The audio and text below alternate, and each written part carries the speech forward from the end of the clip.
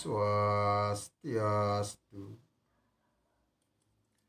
Selamat pagi anak-anak kelas 8 semuanya. Hari ini hari Kamis tanggal 21 Januari tahun 2021. Kita berjumpa kembali dalam pembelajaran pendidikan agama Hindu dan Budi Pekerti. Semoga anak-anak di rumah bersama keluarga Pak temui dalam keadaan sehat, sehingga anak-anak dapat mengikuti pembelajaran pendidikan agama Hindu secara daring dengan baik. Perlu Pak ingatkan kepada seluruh siswa di mana kondisi COVID-19 di Kabupaten Bangli dinyatakan beresiko tinggi. Oleh karena itu, Pak sampaikan kepada anak-anak untuk betul-betul memahami cara pencegahannya, yaitu dengan mengingat pesan mama, mencuci tangan dengan sabun dalam air mengalir, memakai masker, menjaga jarak, dan apabila tidak ada keperluan atau kepentingan yang sangat mendesak, hendaknya tetap di rumah, jaga kesehatan diri kita sendiri. Demikian yang Pak tegaskan pada anak-anak supaya betul-betul menjaga diri dengan baik. Baik anak-anak, pembelajaran pada hari ini sebagai umat beragama, mari kita awali dengan melantunkan doa untuk belajar. Om Agnanayo Supateraya Asman Wiswani Dewa Wayunani Widwan Yuyo Diasman Juhuranam Eno Buyistam To Namauktim Widema.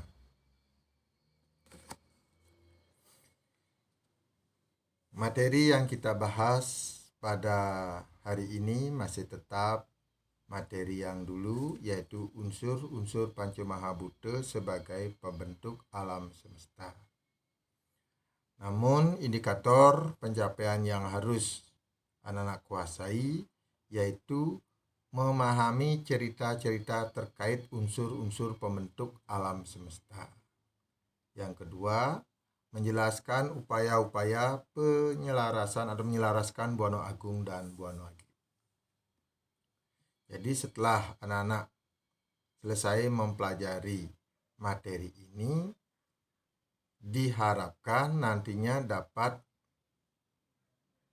menceritakan unsur-unsur pembentuk alam semesta. Yang kedua, mampu menyelaraskan diri dengan alam semesta. Anak-anak kelas 8 semuanya, mohon perhatiannya, dengarkan baik-baik dan simak penjelasannya. Anak-anak telah memahami dan mempelajari dari sejak SD bahwa kerangka agama Hindu yang terdiri dari tatwa, susila, dan ritual. Tatwa sama artinya dengan filsafat. Susila sama artinya dengan etika. Dan ritual sama artinya dengan upacara. Yang diumpamakan bagaikan telur. Ada kuningnya, putihnya, dan ada kulitnya. Nah, ketiga kerangka agama ini menjadi satu kesatuan yang tidak dapat dipisahkan. Salah satu yang berhubungan dengan pembelajaran pada hari ini adalah bidang tatwa atau filsafat. Tatwa atau kebenaran, filsafat juga kebenaran. Filsafat memandang objeknya yang tidak ada dan yang ada.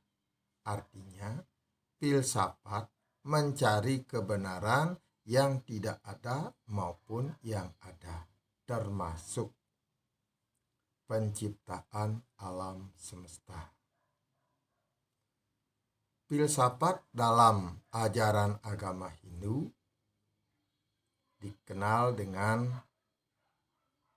darsana, yaitu pandangan. Ada 6 pandangan filsafat yang disebut dengan saddarsana. Sad artinya 6, darsana artinya pandangan. Jadi 6 pandangan tentang kebenaran itu disebut dengan saddarsana. Yang bagiannya adalah Nyaya, Vaisesika, Samkhya, Yoga, Mimamsa, dan Vedanta. Keenam bagian saddarsana ini nantinya anak-anak akan pelajari di tingkat yang lebih tinggi, yaitu di SMA. Namun terkait dengan pembelajaran pada hari ini, yaitu tentang cerita-cerita yang terkait dengan unsur pembentuk alam semesta, diuraikan dalam salah satu bagian saddarsana, yaitu pada filsafat Samkhya.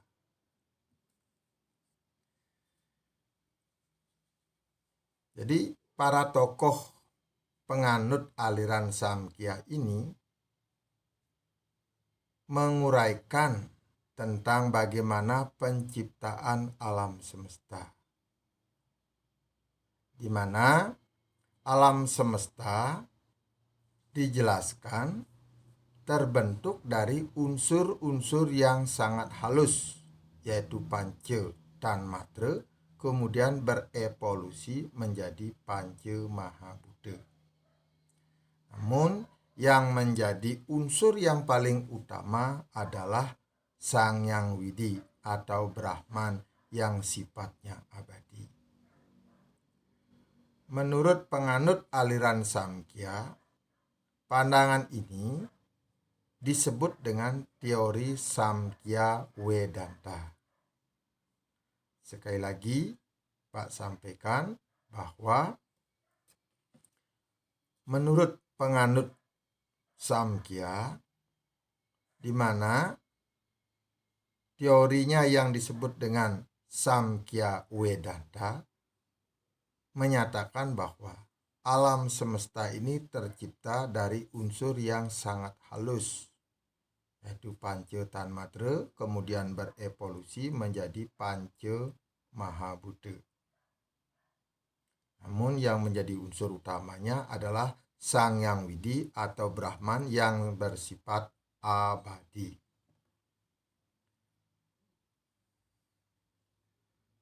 Beliau tanpa awal dan tanpa akhir. Beliau juga tidak dilahirkan serta tidak dapat dibandingkan dengan apapun. Di mana sebelum terjadinya penciptaan, pada awalnya yang ada hanyalah kegelapan, hanyalah kekosongan. Hal ini dikarenakan guna dalam keadaan seimbang. Ketika guna ini berkontraksi, yaitu mengalami ketidakseimbangan, guna yang satu mempengaruhi guna-guna yang lainnya, termasuk inti-inti atau unsur-unsur yang lainnya, maka terjadilah kegoncangan, sehingga mulailah adanya ciptaan. Sudah tentunya adanya ciptaan alam semesta. Kembali Pak sampaikan, mohon didengarkan.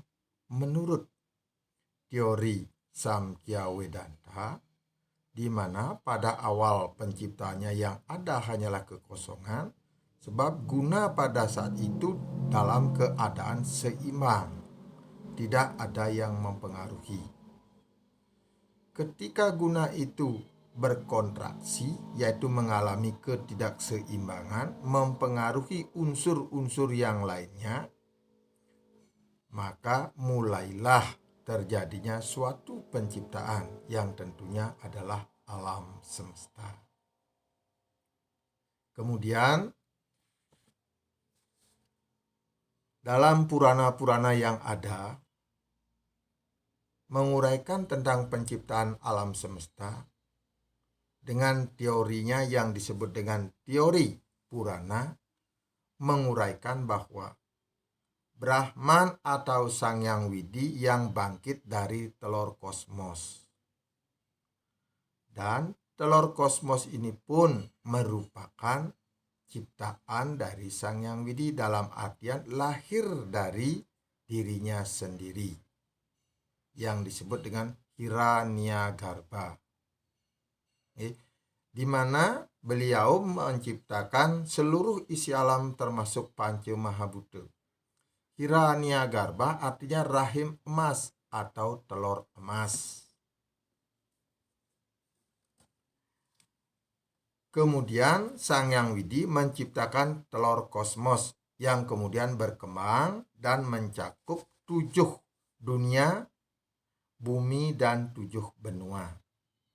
Samudra-samudra dan segala sesuatunya termasuk matahari, bulan, bintang-bintang, saptaloka, dan saptapatala.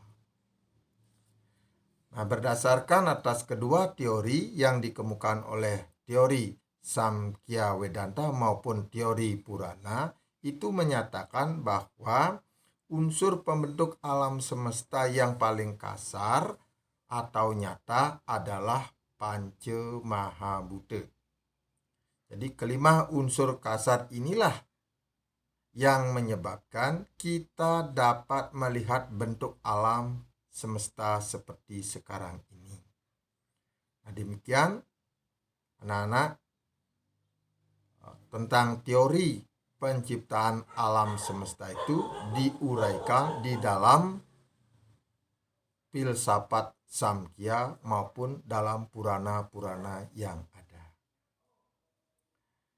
Nah, untuk selanjutnya kita akan mempelajari tentang upaya-upaya untuk menyelaraskan diri dengan alam semesta.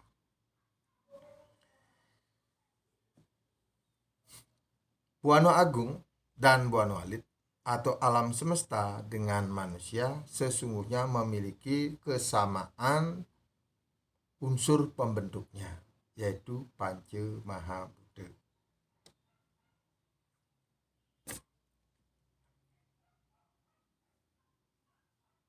Jika alam sekitar manusia mengalami suatu perubahan,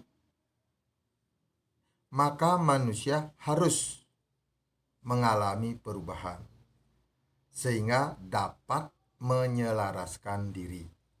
Sekali lagi Pak sampaikan, jika alam sekitar manusia itu mengalami suatu perubahan, maka kita harus atau manusia harus mampu mengadakan suatu perubahan, yaitu untuk menyelaraskan diri. Manusia yang mampu mengadakan suatu perubahan, yaitu dapat menyelaraskan diri dengan alam sekitarnya, maka manusia dikatakan dapat menjaga kesehatannya sendiri. Demikian sebaliknya, apabila manusia tidak mampu mengadakan suatu perubahan atau tidak mampu menyelaraskan diri dengan alam, maka akan terjadi ketidakseimbangan dalam dirinya. Inilah yang dapat menyebabkan manusia itu sakit seperti sakit flu, badan tidak fit, dan sebagainya. Hal ini dapat dilihat contohnya seperti keadaan sekarang ini. Pada musim penghujan seperti sekarang ini, manusia hendaknya harus mampu menyelaraskan diri dengan alam. Nah, sudah tentunya, jangan sampai manusia itu kehujanan, patut kita menggunakan payung, patut kita menggunakan mantel, atau dalam keadaan dingin seperti ini kita harus mampu menghangatkan diri dengan menggunakan pakaian yang tebal. Apabila tidak mampu menjelaskan, inilah yang menyebabkan kita bisa dalam keadaan sakit. Nah, itu yang upaya-upaya untuk menyelaraskan diri dengan alam semesta. Kemudian dapat dikatakan bahwa manusia dengan alam semesta itu memiliki hubungan yang sangat erat. Jadi manusia dengan alam itu memiliki hubungan yang sangat erat, di mana Buana Agung dan Buana Alit sama-sama diciptakan oleh Sang Hyang Widi sebagai pemilik sumber hidup. Artinya alam semesta memiliki sumber hidup, demikian juga manusia memiliki sumber hidup. Sumber hidup alam semesta disebut dengan Parama Atma, sedangkan sumber hidup manusia disebut dengan Atma. Jadi keduanya memiliki inti batin yang bersumber dari Sang Hyang Widi. Jadi Buana Agung dan Buana Alit diciptakan oleh ide Sang Hyang Widi. Yang kedua, Buana Agung dan Buana Alit memiliki unsur-unsur yang sama. Sebagaimana yang anak-anak telah pelajari sebelumnya, bahwa di alam semesta adanya unsur Panca Mahabhuta yaitu Akasa, Bayu, Tejo, Apa, dan Pertiwi. Di Buana Alit atau dalam diri manusia pun memiliki unsur-unsur Panca Mahabhuta Akasa, Bayu, Tejo, Apa, Pertiwi. Salah satu contoh misalnya, dalam alam semesta memiliki unsur pertiwi seperti batu, pasir, tanah, dan sebagainya. Demikian juga dalam diri manusia adanya unsur pertiwi, yaitu unsur padat seperti kulit, daging, tulang, dan sebagainya. Kemudian yang ketiga, hubungannya adalah Buana Agung dan Buana Alit dalam kehidupan ini saling melengkapi. Alam memberikan kebutuhan manusia, manusia bertugas menjaga alam. Sama seperti yang diuraikan di dalam kitab Niti Sastra antara hutan dengan singa. Jadi singa jadi melindungi dari hutan itu sendiri, sedangkan hutan memberikan makan kepada makanan singa. Jadi sama-sama memberikan atau saling melengkapi. Yang selanjutnya, Buana Agung dan Buana Alit saling mempengaruhi sebab unsurnya sama. Manusia yang tinggal di daerah yang unsur cairnya tinggi perlu menyesuaikan diri dengan alam. Jika tidak, akan tidak mampu bertahan. Nah, seperti misalnya kalau di pegunungan unsur airnya itu sangat tinggi, maka kita harus mampu menyesuaikan diri dengan lingkungan atau beradaptasi dengan lingkungan yang ada di pegunungan. Kalau tidak, kita akan dapat menyebabkan suatu penyakit. Nah, demikian hubungan antara Buana Agung dengan Buana Alit. Nah, selanjutnya kita akan mempelajari tentang upaya-upaya yang dapat dilakukan untuk menyelaraskan diri dengan alam. Jadi adapun beberapa yang patut kita usahakan. Yang pertama yaitu melaksanakan upacara Buta Yadnya. Jadi salah satu bagian dari Panca Yadnya itu adalah Buta Yadnya, dengan melakukan pengorbanan kepada makhluk yang lebih rendah. Seperti misalnya melaksanakan upacara tumpak pengata, tumpak kandang. Kalau upacara Buta Yadnya seperti misalnya upacara tawur, upacara ngaturang segehan, mesegeh. Nah, itu termasuk upacara Buta Yadnya. Sedangkan upacara tumpak pengata, tumpak kandang itu termasuk upacara Dewoyatnya, karena yang ditujukan kepada beliau yang memberikan suatu kehidupan kepada baik binatang maupun kepada tumbuh-tumbuhan. Kalau upacara tumpak pengatak yaitu upacara yang dilaksanakan pada wuku warige. Tujuannya yaitu persembahan kepada sang yang sangkara. Sedangkan tumpak kandang yaitu yang dilaksanakan pada wuku uye, yang mana tujuan upacara yang ini ditujukan kepada sang yang rare angon. Nah itu. Jadi upaya-upaya itu merupakan menyelaraskan diri dengan alam. Jadi supaya antara alam semesta dengan diri kita seimbang.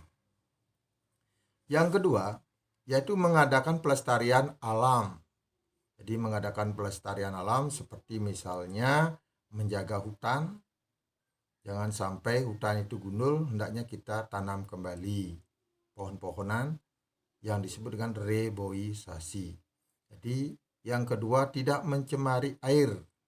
Jadi apabila ada usaha-usaha yang bergerak di bidang menggunakan air yang betul-betul airnya itu limbahnya itu beracun, yang disebut dengan limbah air, itu supaya betul-betul membuatkan suatu tempat untuk pembuangan. Jangan sampai mencemari daripada air yang ada di sekitar kita sebagai penghidupan kita. Yang selanjutnya, tidak memburu binatang dengan semena-mena. Jadi binatang pun atau burung atau unggas, semuanya itu punya nyawa sama seperti kita. Oleh karena itu jangan sampai kita memburu binatang semena-mena. Nah, itu upaya menyelaraskan diri. Yang selanjutnya, selalu menjaga kebersihan lingkungan, seperti membersihkan selokan, menanam tanaman yang dapat mengurangi pemanasan global, dan yang lainnya. Kemudian, memanfaatkan isi alam dengan baik atau dengan bijak, seperti mengambil air secukupnya, kemudian mengambil kayu secukupnya, mengambil hasil bumi secukupnya, serta memperlakukan alam sebagai sahabat manusia. Jadi sekarang ini sudah tentunya pengeboran minyak sudah dikurangi, yang mana akan beralih kepada listrik, termasuk mobil pun menggunakan mobil listrik. Ini sudah tentunya bagaimana mengupayakan untuk menjaga daripada kelestarian alam. Ya, semuanya serba listrik. Jadi tujuannya adalah untuk mengisi melestarikan lingkungan alam sekitar kita. Jadi harus betul-betul kita mampu memanfaatkan isi alam dengan bijak. Kemudian manusia yang selalu menumbuhkan rasa memiliki alam semesta ini akan dapat melestarikan atau melaraskan atau menyeimbangkan diri dengan alam. Sayangilah alam, maka alam akan memberikan kasih sayang terbaik buat kita. Jadi kita harus tatwamasi kepada alam. Kita baik menjaga alam, alam pun nanti akan memberikan manfaatnya isi alam kepada diri kita. Nah, itu upaya-upaya yang dilakukan untuk menyelaraskan diri dengan alam. Nah, kemudian yang terkait dengan pelestarian alam, sebagaimana visi misi pemerintah Provinsi Bali yang kita kenal dengan, salah satunya yang kita kenal dengan Sadkertih, di mana Sadkertih ini dalam berbagai sumber pustaka suci dalam agama Hindu dijelaskan, Sad itu artinya 6, Kertih itu artinya karya. Jadi 6 karya yang positif. Jadi 6 karya yang positif. Jadi Sadkertih 6 karya yang positif untuk menjaga kehidupan yang seimbang dan berkelanjutan. Keenam karya yang positif itu adalah Atma Kirtih, Samudra Kirtih, Wano Kirtih, Danu Kirtih, Jagat Kirtih, dan Jenana Kirtih. Baik, kita akan bahas satu persatu. Yang pertama adalah Atma Kirtih. Atma Kirtih, upaya dalam menjaga kesucian Atma sebagai bagian dari Parama Atma yang berada pada setiap buana alit atau makhluk hidup yang dapat menyinari perilaku manusia menjadi baik, benar, dan suci. Artinya apa?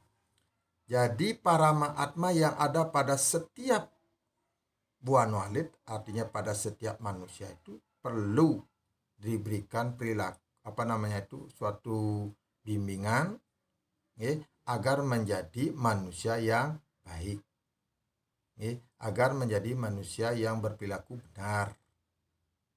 Nah, untuk menegakkan kesucian Atma membutuhkan ruang, sarana, perhatian, dan waktu tersendiri dalam kehidupan ini. Dari Atma Kirtih inilah lahir tempat-tempat suci seperti tempat pemujaan kepada Dewa Pitara, tempat Pratistha, Dewa Prasistha, tempat Atma Prasistha. Artinya manusia setelah meninggal, badan kasarnya itu dikembalikan melalui upacara pengabenan, yaitu mengembalikan unsur-unsur Panca Mahabhuta ke asalnya. Kemudian dilanjutkan dengan upacara proras, yaitu menyucikan Atman. Jadi disucikan. Jadi yang setelah menghidupi manusia, kemudian setelah meninggal dibuatkan suatu upacara, kemudian roh yang menghidupi itu dibuatkan suatu upacara kembali untuk menyucikan Atma, sehingga dibuatkanlah suatu tempat pemujaan, yaitu Dewa Pitara. Nah, itu yang merupakan bagian dari Sat Kirtih yang pertama, yaitu Atma Kirtih. Kemudian yang kedua adalah Samudra Kirtih. Upaya sistematis menjaga kelestarian laut dan berbagai sumber-sumber alam yang ada di dalamnya. Pelestarian ini dapat diwujudkan dalam wujud skala maupun niskala, dalam artian baik dilestarikan melalui yang nyata maupun dilestarikan melalui mistis. Secara nyata jelas jangan sampai mencemari air laut, yaitu membuang limbah ke laut atau mencemari dengan berbagai plastik-plastik yang sudah tentunya akan berakibat tidak baik dalam kehidupan yang ada di laut. Secara niskala jelas, yaitu dengan melaksanakan suatu upacara. Karena di laut dilaksanakanlah upacara seperti upacara nangluk merano, upacara melasti, nganyut abu jenazah, nganyut sekah, upacara mepekelem, dan upacara yang lainnya. Dengan upacara-upacara seperti ini sudah tentunya untuk memotivasi dan menyadarkan umat agar tetap menjaga kelestarian laut. Kemudian yang ketiga adalah Wana Kirtih. Wana Kirtih yaitu untuk melestarikan hutan. Jadi hutan harus betul-betul dilestarikan karena hutan sangat memberikan dampak yang positif bagi kehidupan manusia. Oleh karena itu di hutan pada umumnya dibangun suatu tempat pemujaan seperti misalnya pura alas angker, pura alas arum, yang tujuannya tidak lain adalah untuk menjaga kelestarian hutan secara niskala. Kalau secara skala sudah tentunya setelah mengadakan suatu penebangan terhadap pohon-pohon yang ada di hutan, hendaknya ditanam kembali yang disebut dengan reboisasi. Jangan sampai dengan memotong atau mencari kayunya itu menyebabkan suatu bencana yang sangat besar. Bisa terjadi longsor apabila pohonan itu ada di tebing, bisa menyebabkan banjir bandang yang sekarang banyak marak di negeri kita. Nah, itu adalah Wano Kirti. Kemudian dijelaskan bahwa di dalam Pancawati diajarkan tentang fungsi hutan. Untuk membangun hutan yang lestari disebut dengan Wana Asri. Sekali lagi, untuk membangun hutan yang lestari disebut dengan Wana Asri, yaitu Mahawana, Tapawana, dan Sriwana. Mahawana itu adalah hutan belantara sebagai sumber dan pelindung berbagai sumber hayati di dalamnya. Tapawana artinya tempat-tempat orang suci mendirikan pertapaan atau pasraman. Dan Sriwana artinya hutan sebagai sumber membangun kemakmuran ekonomi. Nah, itu tentang Wana Kirti. Yang selanjutnya adalah Danu Kirti. Upaya untuk menjaga sumber-sumber air tawar di daratan, seperti mata air, danau, sungai, dan lain-lainnya. Di danau ini juga dilaksanakan upacara mepekelem dalam bentuk ritual yang bersifat sakral. Ada juga umat melaksanakan upacara melasti ke danau. Nah, jadi air artinya sumber-sumber air yang ada di daratan itu dikatakan bersumber dari air danau. Oleh karena itu, danau sudah tentunya mendapatkan suatu perhatian yang sungguh besar, baik secara skala maupun niskala, atau secara nyata maupun secara mistis. Secara nyata harus betul-betul bagaimana mengupayakan supaya air danau itu tetap kondisinya baik. Sedangkan secara mistis niskala dilaksanakanlah suatu upacara pekelem. Kemudian yang selanjutnya, kirti yang selanjutnya yaitu yang kelima, yaitu Jagat Kirti. Upaya untuk melestarikan keharmonisan hubungan sosial yang dinamis dan produktif berdasarkan kebenaran. Jadi manusia dalam hidup ini sudah tentunya tidak dapat hidup menyendiri, melainkan bersama-sama dengan orang lain.